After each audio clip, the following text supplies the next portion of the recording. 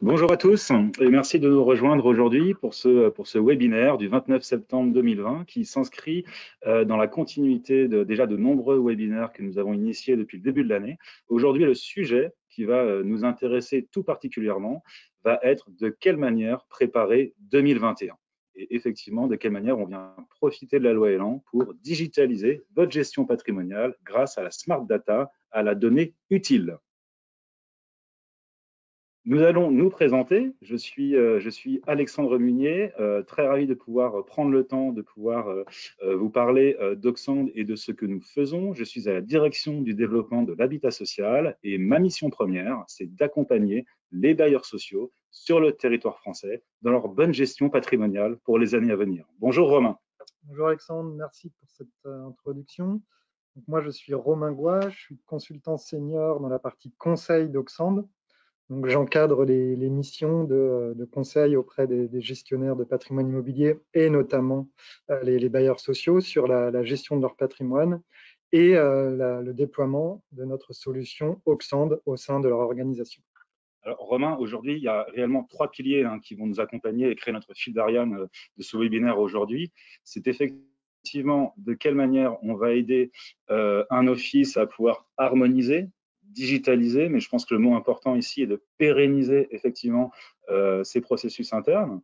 Ensuite, de quelle manière on va venir agréger, rationaliser la donnée dont il dispose, qui va constituer effectivement votre base patrimoniale, grâce à la smart data, à savoir de la donnée utile. On va y revenir par opposition à la big data dont on entend souvent parler. Le but étant de pouvoir aider tout acteur à optimiser sa stratégie patrimoniale et effectivement le cœur de métier d'Auxand, de pouvoir piloter sa stratégie par les risques associés à vos enjeux. Effectivement, à travers nos missions d'accompagnement des bailleurs sociaux notamment, on s'aperçoit que la gestion patrimoniale devient de plus en plus exigeante dans un contexte de contraintes réglementaires importantes, un contexte social qui évolue vite, un contexte de contraintes économiques aussi. Et donc, on va vous présenter comment la solution, à travers des cas d'usage qu'on a mis en place auprès de certains gestionnaires, permet d'être dynamique sur cette gestion patrimoniale et de mieux appréhender tous ces enjeux et toutes ces différentes contraintes. Alors, Auxand, aujourd'hui, dans le cadre de notre présentation, on a différents points effectivement que nous souhaiterions aborder. Effectivement, pouvoir mettre en avant les enjeux que nous rencontrons dès lors que nous avons des échanges avec les différentes directions générales et directions patrimoniales des offices, de quelle manière on intervient, encore une fois, dans le cadre de la digitalisation de vos processus pour venir chercher de la performance et obtenir un retour investissement sur vos actions. La structuration de la donnée, harmoniser, digitaliser effectivement votre bonne gestion de votre base patrimoniale. De quelle manière, et Romain nous en parlera, on est capable, au regard de notre méthodologie éprouvée, de venir déployer la solution Auxand Simeo d'une façon très simple et nous illustrerons effectivement au travers de différents cas d'usage de nos clients qui sont aujourd'hui de fantastiques ambassadeurs les avantages que nous avons pu générer au sein des différents offices. Un point, effectivement, une attention particulière pour aujourd'hui le sujet du moment qui est le pilotage effectivement de la bonne stratégie patrimoniale par la performance énergétique de vos actifs. Auxand, nous sommes une société française qui a été créée en 2002. Aujourd'hui, nous sommes une centaine de collaborateurs, appuyés par 70 consultants spécialisés et doctorants. Nous réalisons 14 millions de chiffres d'affaires. Nous opérons majoritairement depuis la France, mais également aux Pays-Bas et en Suisse. Notre philosophie, c'est de venir démocratiser la maintenance prédictive, apporter de la digitalisation dans vos processus de décision, le tout au travers de la valorisation de votre donnée liée à votre base patrimoniale pour effectivement créer et lancer votre office dans le 3.0 pour de l'immobilier des infrastructures plus efficients et plus durables. Nous sommes donc bel et bien un éditeur de logiciels. Nous avons d'ailleurs reçu dernièrement le prix systématique qui récompense des pépites françaises de la PredTech, de la prédictive maintenance, qui est notre cœur de métier. Comme nous avons pu vous le mentionner, nous accompagnons exclusivement les bailleurs sociaux sur la gestion patrimoniale de leurs bâtis et de leurs infrastructures. Tout ça, nous l'architecturons bien évidemment autour de la smart data et de notre méthodologie autour de cette donnée utile. Alors effectivement, cette solution autour de la smart data repose sur trois aspects principaux. Le premier, c'est que la solution vient permettre de digitaliser les processus décisionnels de maintenance et d'investissement. Alors qu'est-ce que ça veut dire? Ça veut dire que ce n'est pas simplement un logiciel, mais c'est vraiment un logiciel qui vient s'intégrer dans l'organisation et qui vient outiller chacun des processus liés à la gestion patrimoniale de façon à le fluidifier, à digitaliser les données et permettre une prise de décision plus efficiente. Le but étant de pouvoir venir optimiser et trouver le bon équilibre entre coût, performance et risque. De quelle manière on intervient au bon endroit, au bon moment et à moindre coût. Et tout ça, encore une fois, on le retrouve grâce à les données structurées qui sont fondamentales chez nos clients bailleurs. Ouais, effectivement, le nerf de la guerre de tout ça, c'est vraiment la connaissance du patrimoine et qui passe par la collecte des données. Donc, notre solution embarque à la fois une méthode robuste et rodée de collecte des données du patrimoine des gestionnaires. Donc, on vous présentera un peu plus tard en quoi ça consiste exactement. Et ces données-là sont ensuite associées à toute une base de connaissances issue du retour d'expérience d'Oxfam qui embarque des modèles prédictifs et des ratios de coûts de maintenance et de travaux, de façon à pouvoir projeter dans le temps le patrimoine qui sera modélisé. Alors aujourd'hui, effectivement, on vous parle de smart data par opposition à la big data. Donc, n'essayons pas de savoir dans quelle case vous vous trouvez. Notre objectif est bel et bien à droite. Aujourd'hui, 76% des directions patrimoniales administrent aujourd'hui leur stratégie via des fichiers Excel. Vous avez peut-être 8% qui utilisent des progiciels métiers qui aujourd'hui peuvent peut-être être quelque peu désuets. Il ne faut pas avoir peur ici d'avoir trop ou pas assez de données. Encore une fois, c'est de quelle manière on vient valoriser la donnée existante, la rendre communicante, visible, interopérable au sein d'un référentiel unique qui va permettre effectivement à un office de pouvoir administrer au mieux sa stratégie et se lancer dans une réelle digitalisation de ses processus. L'enjeu, effectivement, est de structurer la donnée.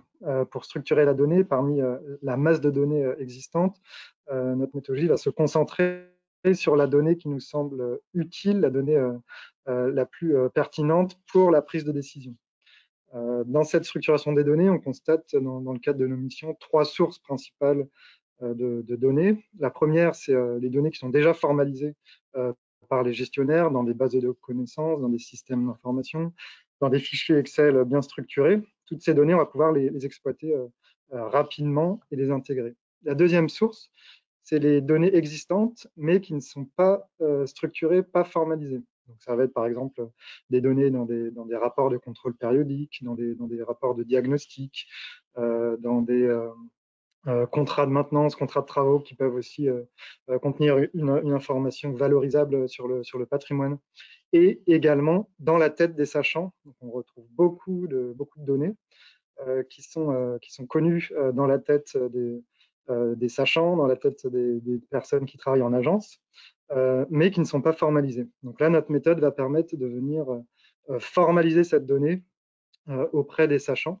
Et puis la troisième source, ça va être les données qui ne sont pas connues aujourd'hui, qui n'existent pas, et pour lesquelles on va venir faire des estimations à partir de nos règles d'extrapolation issues du retour d'expérience, pour pouvoir initier la connaissance de ces données-là, et ensuite s'inscrire dans une démarche d'actualisation et d'enrichissement de ces données au fur et à mesure.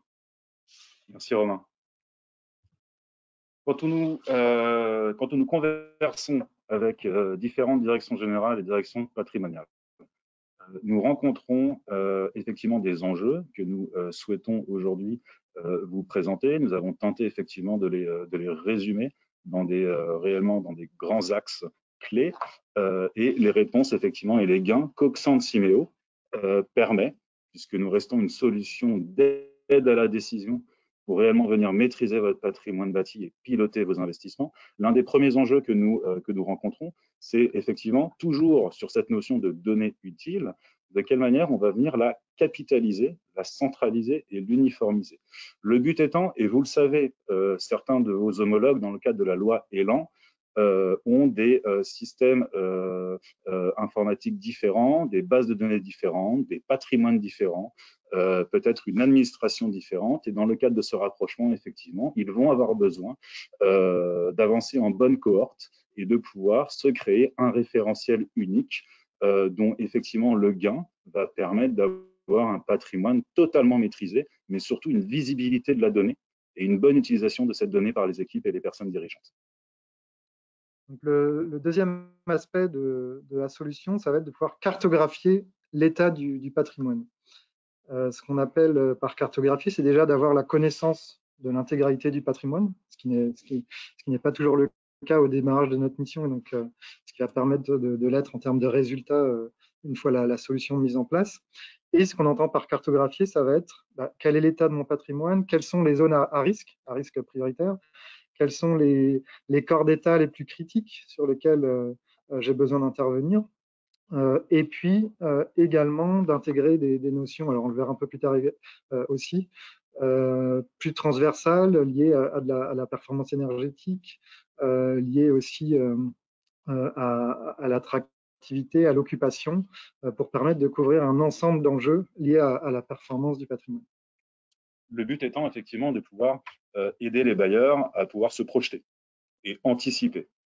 Comment nous le faisons? Effectivement, le cœur de métier d'Oxent, c'est de pouvoir aborder ce sujet par le pilotage, par les risques.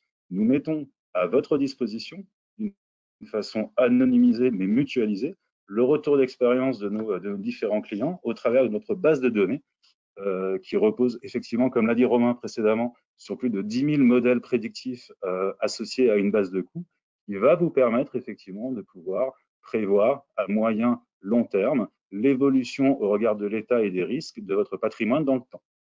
D'un point de vue stratégique, c'est fondamental puisque vous allez avoir effectivement des outils décisionnels qui vont vous permettre d'objectiver, encore une fois, la bonne prise de décision au regard des arbitrages budgétaires pour les 5, 10, 15, 20 années à venir.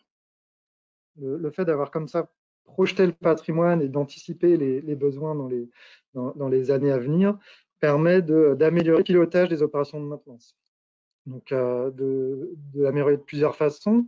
La première, c'est de pouvoir identifier à quel moment il est pertinent de faire du préventif pour pouvoir repousser des grosses opérations dans le temps et donc permettre d'améliorer la durée de vie des composants. Et puis également, le fait d'anticiper les opérations permet de pouvoir regrouper des opérations par corps d'état, de pouvoir les mutualiser et donc par ce fait de pouvoir faire des gains d'échelle, des gains d'anticipation sur la réalisation des opérations. Avec une incidence effectivement sur le nerf de la guerre, hein, qui est aujourd'hui la maîtrise des budgets. Je pense qu'aujourd'hui, vous le savez, dans un contexte de réduction de la dette publique, il y a eu effectivement une baisse des APL. Certains de vos confrères nous manifestent une réduction sur leur budget qui peut aller de 7 à 10%. Les offices aujourd'hui naviguent quelque peu en pleine tempête et ont besoin de maintenir le cap. Les travaux ont besoin d'être réalisés, ils évoluent en contraintes budgétaires. Donc, de quelle manière, effectivement, cette anticipation peut avoir une incidence sur le budget d'investissement, mais venir surtout fiabiliser les dépenses à long terme pour votre office. Encore une fois, l'idée ici, nous revenons un petit peu sur cette notion de quelle manière Oxent Simeo vous aide à définir le juste équilibre entre coûts, performance et risque. Nous aidons les offices à pouvoir basculer d'un modèle aujourd'hui qui est subi vers un modèle qui est anticiper au regard d'un scénario préventif. Vous le voyez ici, sur notre exemple, nous avons effectivement tenté de trouver pour nos clients qui aujourd'hui bénéficient de 15 à 30% de gains grâce à l'utilisation d'Oxan-Simeo, un bon équilibre entre effectivement des opérations que l'on appelle pompiers, à savoir on casse, on remplace, on fait du curatif, vers effectivement une projection des risques de l'État qui permet effectivement de trouver un juste équilibre entre les travaux planifiés, non planifiés, et de pouvoir naviguer sereinement, encore une fois, pour les années à venir. Alors, comment trouver ce juste milieu, ce juste équilibre? On vous le présentera juste après. La solution permet de simuler plusieurs scénarios. Donc des scénarios uniquement correctifs, des scénarios correctifs et préventifs, des scénarios avec contraintes budgétaires, qui vont permettre de comparer à la fois combien me coûte mon scénario d'un point de vue financier et quel est l'impact sur la performance du patrimoine en termes de maîtrise des risques. Et donc, cette comparaison des différents scénarios va aider à trouver justement ce juste équilibre. Alors ici, effectivement, Oxand, on aide effectivement les directions tout au long du cycle de gestion patrimoniale. Donc nous retrouvons effectivement 5 socles fondamentaux aujourd'hui qui participent également au bon déploiement d'un projet, mais nous incorporons effectivement les différentes parties prenantes. Dans la bonne gestion patrimoniale, ça passe effectivement par une partie inventaire du patrimoine, de quelle manière on structure effectivement la donnée. Le but étant de pouvoir, à la fois dès lors qu'on pilote par le risque, venir chercher effectivement de la performance qui permet effectivement de lancer un plan pluriannuel d'investissement, mais surtout de pouvoir venir l'arbitrer pour le rendre réalisable avec une adhésion des équipes totales. Donc nous sommes ici dans une sorte de cercle vertueux qui permet effectivement à tout département de pouvoir être impliqué, de pouvoir valider, objectiver la bonne prise de décision, mais surtout de pouvoir venir réarbitrer en cours de route. Aujourd'hui, ce que nous constatons quand nous parlons à des différentes directions patrimoniales, c'est avez-vous un PSP mis en place? Avez-vous un plan d'entretien patrimonial mis en place? Oui, effectivement, on l'a mis en place il y a 5 ans. Bon, peut-être qu'il serait temps de pouvoir le revalider, en tout cas de pouvoir utiliser la donnée, notre outil dynamique qui permet effectivement d'une façon beaucoup plus régulière de pouvoir venir corriger la trajectoire au regard des aléas contextuels. Et, effectivement, c'est intéressant cette roue parce qu'elle montre qu'on vient s'inscrire dans l'organisation, on vient déployer la solution et on vient aider à supporter, à digitaliser les interactions au niveau de chaque étape. Donc, au niveau de l'inventaire, on est capable de s'interfacer, de s'interconnecter avec d'autres outils également qui seraient déjà mis en place, des GMAO, des outils domaniaux d'inventaire du patrimoine. On est capable aussi de venir comprendre la gouvernance budgétaire pour pouvoir apporter des tableaux de bord de la décision au bon niveau dans vos processus d'arbitrage et de prise de décision. Et puis ensuite, on intègre aussi la partie réalisation opérationnelle dans la mesure où les opérations qui sont réalisées doivent permettre d'actualiser la connaissance du patrimoine et donc de maintenir à jour cette connaissance pour pouvoir de façon dynamique en permanence pouvoir refaire des réajustements ou prendre en compte de nouveaux enjeux, de nouveaux entrants dans les décisions patrimoniales qui sont prises. Donc, ici, on a voulu vous illustrer effectivement de quelle manière on déploie la solution Oxan-Simeo. Ça peut aller effectivement extrêmement vite. Donc ça, Romain, ce planning de déploiement, c'est directement le département conseil Oxand dont tu fais partie qui s'en occupe. Oui, effectivement, c'est exactement ça. Là, on vous présente un planning type de déploiement, donc une mission dure en moyenne 5 mois, ça peut varier de 4 à 6 mois en fonction des missions. Et la méthode est rodée avec différentes étapes. Donc la première étape, c'est le cadrage. Donc, cette étape est importante puisqu'on va venir comprendre comment l'organisation est constituée, quelles sont ses pratiques actuelles, quel est l'état de la donnée. Et donc, c'est ça qui va aller définir les différentes modalités qu'on va mettre en place pour les étapes suivantes, dont l'étape importante qui est la structuration des données. Donc, comme expliqué précédemment, 3 sources de données, les données que vous avez déjà formalisées qu'on va utiliser, les données qui ne sont pas formalisées mais qui existent qu'on va venir vous aider à formaliser, et puis les données éventuellement encore manquantes qu'on va venir estimer grâce à nos règles d'extrapolation issues du retour d'expérience. Une fois que ces données sont structurées, on paramètre la solution. Donc, le paramétrage permet de s'adapter à vos pratiques, éventuellement à des spécificités d'appréhension et de communication de résultats, de budget, d'informations sur le patrimoine, pour être au plus proche de vos pratiques. Et puis, on est capable, après, en étape 4, de produire le plan pluriannuel d'investissement avec à la fois les cartographies de performance du patrimoine. Donc, une fois que le patrimoine est modélisé, on va pouvoir identifier quelles sont les parties en bon état, quelles sont les parties en mauvais état, où est-ce que j'ai des risques importants sur mon patrimoine. Et puis, à partir de cette cartographie actuelle, voir l'évolution dans le temps. Dans 5 ans, est-ce que je vais avoir des risques importants qui vont arriver? Dans 10 ans, quand est-ce que je vais avoir des pics budgétaires? Et donc pouvoir construire ces différents scénarios de gestion patrimoniale. Et on termine avec une étape de bilan et recommandation, puisque la démarche s'inscrit dans un processus d'amélioration continue qui va permettre de vous faire des recommandations sur les prochaines étapes qui peuvent être mises en place pour venir affiner les données, pour venir affiner les résultats ou affiner l'intégration de la solution dans vos processus et votre organisation. On reste Romain ici dans ce qu'on a montré précédemment, hein, l'accompagnement sur l'intégralité du cycle de gestion patrimoniale.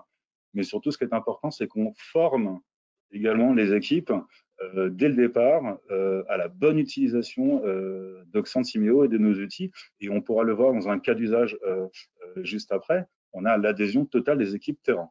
Oui, effectivement, c'est une part importante de formation et de conduite du changement dès les premières semaines de mission pour garantir l'appropriation par les équipes. Ici, on retrouve effectivement toujours très important la structuration de la donnée qui est fondamentale, hein, puisque nous restons sur la smart data, l'utilisation de la donnée utile. Donc, on retrouve effectivement des postes clés, hein, à savoir l'inventaire, de quelle manière on vient caractériser effectivement la donnée au regard de son état. Mais surtout, ce qui est fondamental, c'est notre accompagnement Oxent. C'est qu'il y a de la donnée disponible qui est existante hein, dans différentes bases de données. On peut parler de SIG, GMAO, de BaseBIM, mais on va également venir combler les trous dans la raquette. Grâce à nos équipes, le moment venu. Exactement. On voit 2 couches. Une couche bleue qui est les données du gestionnaire, donc les données sur le patrimoine qu'on va venir structurer, et auxquelles on va venir associer la couche verte qu'on voit ici, qui sont les données issues de la base de connaissances Oxend, qui intègrent des durées de vie, des lois de vieillissement pour pouvoir projeter l'évolution des composants du bâtiment, qui intègrent des lois de politique de maintenance, c'est-à-dire quelles actions de maintenance correctives et préventives je dois réaliser sur mes composants, à quelle fréquence, quels sont les coûts de ces actions, ce qui va permettre de construire les scénarios et les projections budgétaires dans le temps. Alors effectivement, notre base de données, hein, comme dit précédemment, repose sur un mix de nos lois de vieillissement. Nous disposons de plus de 10 000 modèles prédictifs associés à une base de coûts, mais nous capitalisons surtout sur presque 20 ans d'expérience, ce qui nous rend unique en Europe. Exactement. Un cas d'usage, donc effectivement, nos clients sont des fantastiques ambassadeurs hein, de la marque Oxend au travers de notre logiciel Oxend Simeo. Un très bon exemple de l'OHP de Puteaux ici.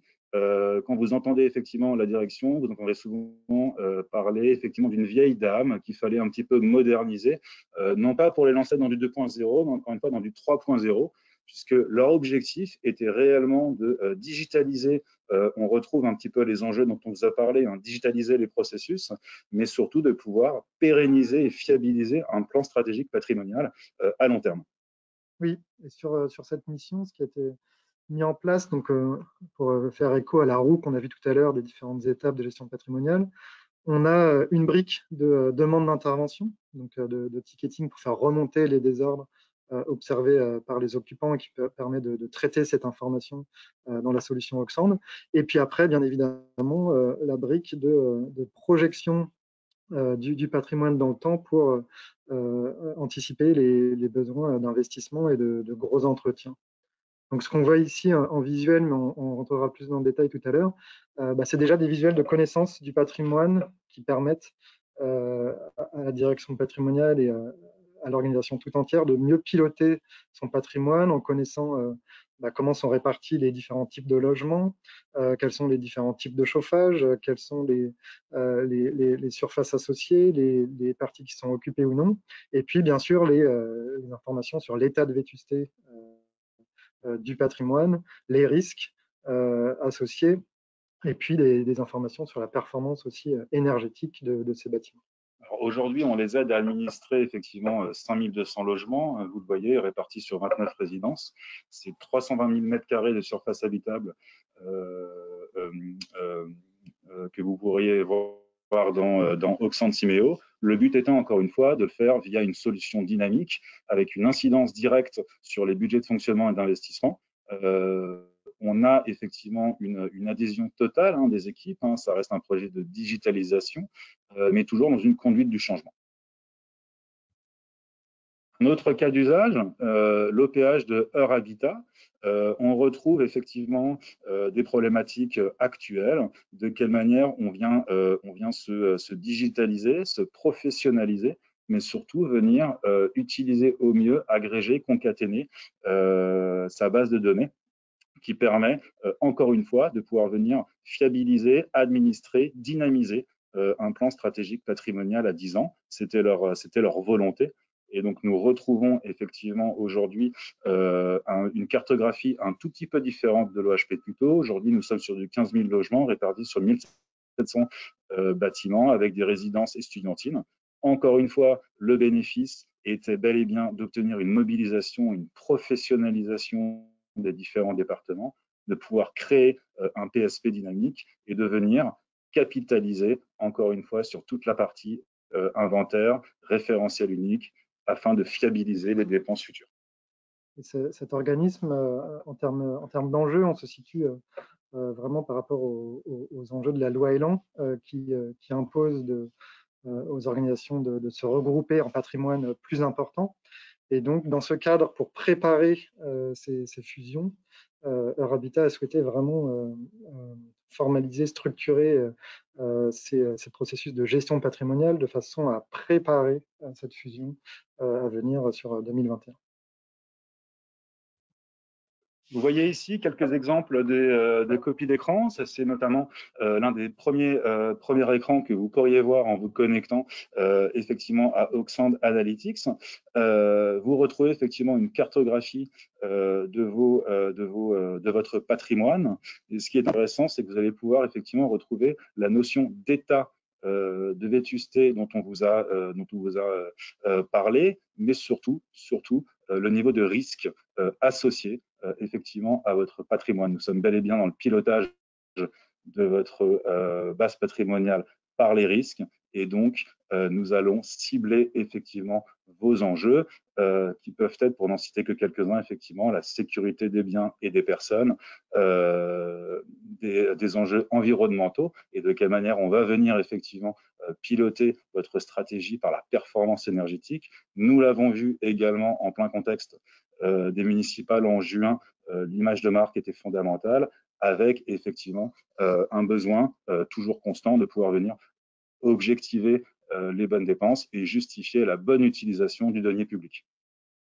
Donc voilà, ce qu'on vous présente, c'est des captures d'écran du module Auxan Analytics, qui est un module basé sur la business intelligence qui permet de paramétrer des tableaux de bord, de paramétrer des graphiques, des tableaux, et puis des filtres pour pouvoir vraiment exploiter de façon simple et ergonomique la donnée en allant filtrer sur le patrimoine d'une agence, filtrer sur un corps d'état. Je veux voir mes toitures, je fais un focus sur mes toitures, dans quel état elles sont, et donc je peux après définir s'il y a besoin de faire un marché peut-être groupé sur les couvertures. Donc voilà, de pouvoir gérer de façon assez globale l'ensemble des informations du patrimoine qui ont été modélisées. Une autre capture d'écran ici qui est intéressante, c'est qu'on permet effectivement d'aller extrêmement loin dans la projection. Ici, on a choisi d'aller effectivement jusqu'en 2039, on peut aller beaucoup plus loin, mais vous allez pouvoir cibler effectivement sur les 5 prochaines années, les 10 prochaines années.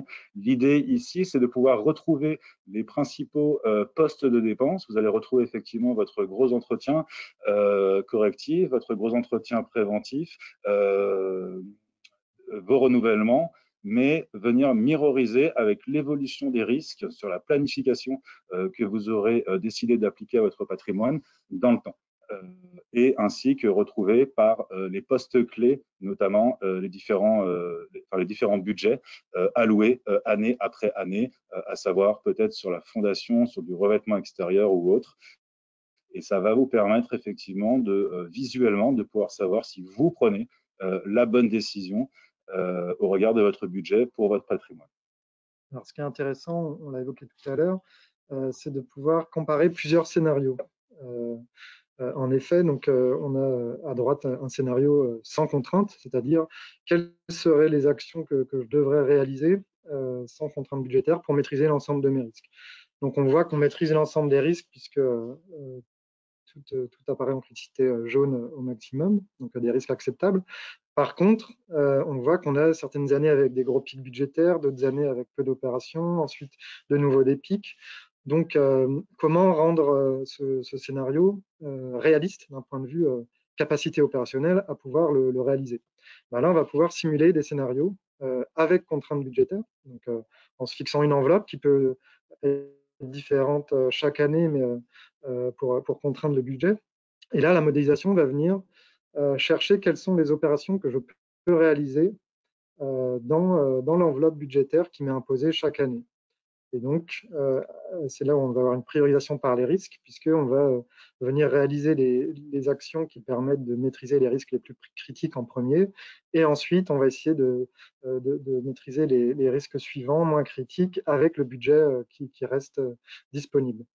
Et c'est tout ce jeu de simulation entre budget total de mon scénario, maîtrise possible des risques, qui va permettre de trouver le bon équilibre entre le budget que je prévois et les risques et la performance du patrimoine associé. Et encore une fois, rien n'est figé, tout est modulable à souhait. C'est-à-dire que vous allez pouvoir venir réadministrer en cours de route, au regard de votre calendrier, replanifier les travaux et de pouvoir peut-être reprendre une trajectoire peut-être plus sereine pour votre bonne gestion patrimoniale. Ici, encore une fois, on inclut effectivement la performance énergétique. Donc, en fait, nous reprenons effectivement l'intégralité des données qui sont à disposition au sein de votre département et on vient effectivement les faire vivre, les visualiser. Nous sommes dans un contexte effectivement fondamental puisque il va y avoir effectivement une chasse aux bâtiments qui sont en pleine déperdition énergétique. Et donc, c'est également associé au pilotage par les risques.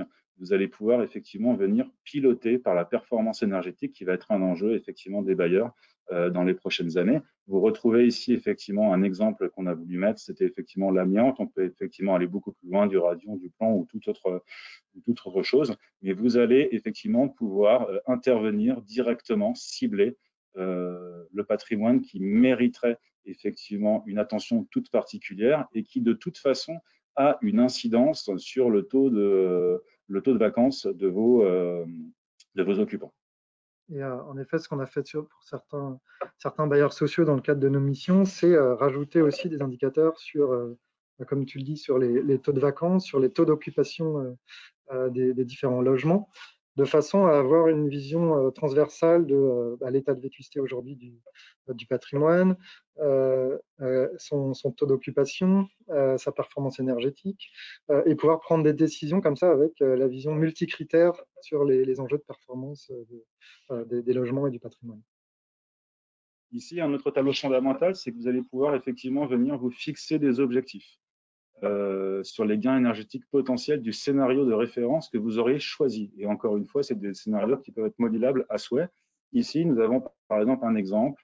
Nous sommes à 16,9% d'un objectif que nous nous sommes fixés. Ça peut être 25%. Et dans ce cas-là, c'est là où nous sommes réellement un outil d'aide à la décision. De quelle manière on va pouvoir effectivement venir chercher les 7-8% manquants au regard des travaux que nous aurons décidé d'intervenir.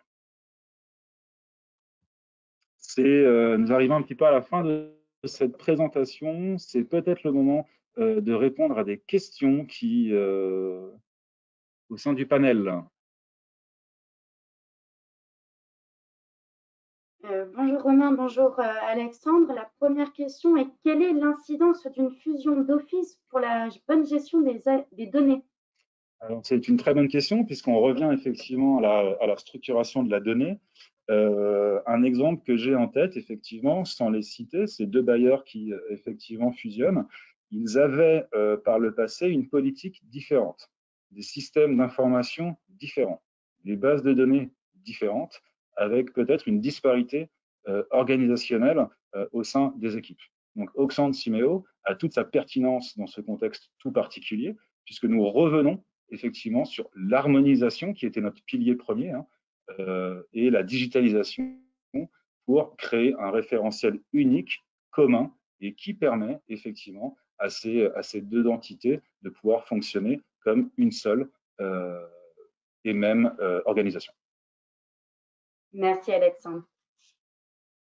Romain, quel effort est à mettre en place pour déployer la solution au sein de l'organisation et de mes équipes?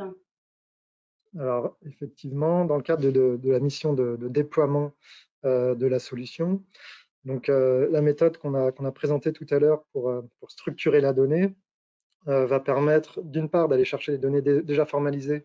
Donc ça, c'est aucun effort du côté du gestionnaire, puisqu'on va récupérer ces données-là et on va tout de suite pouvoir les transformer dans le format qui convient bien à la solution avec nos outils de transformation de la donnée. Pour la donnée qui n'est pas formalisée, là, on va aller faire des entretiens avec les sachants qui fonctionnent sous forme d'ateliers de travail, c'est-à-dire qu'on prévoit quelques ateliers pendant lesquels nous, on a identifié les données dont on avait besoin de compléter. Et puis, ces échanges fonctionnent en allant poser des questions à ces sachants pour compléter les données manquantes. Et donc, c'est quelques ateliers à prévoir avec les équipes du gestionnaire. Et ensuite, pour les données encore manquantes, étant donné que là, on va utiliser des règles d'extrapolation, on va juste valider les hypothèses d'extrapolation avec les équipes du gestionnaire. C'est sous forme d'un atelier de travail pour valider les règles qui sont prises en compte, pour pouvoir valider tout ça. Et donc, au final, en termes d'efforts, c'est vraiment quelques ateliers, quelques réunions qui sont demandées aux équipes du gestionnaire. Et sinon, le reste est pris en compte par les équipes d'Auxent qui vont traiter la donnée, la transformer pour l'intégrer dans la solution. Merci à vous pour ce webinaire d'aujourd'hui. Nous restons mobilisés et à votre disposition en espérant avoir pu susciter votre curiosité et pouvoir administrer effectivement un intérêt que vous auriez. N'hésitez pas à nous contacter sur le site d'Auxent afin qu'on puisse peut-être étudier votre particularité, votre cas individuel au regard de vos enjeux et du contexte effectivement de 2021 qui se prépare dès maintenant. Et en ce contexte un peu particulier, effectivement sanitaire, continuons à appliquer les gestes barrières. Merci. Merci Alexandre, merci à tous.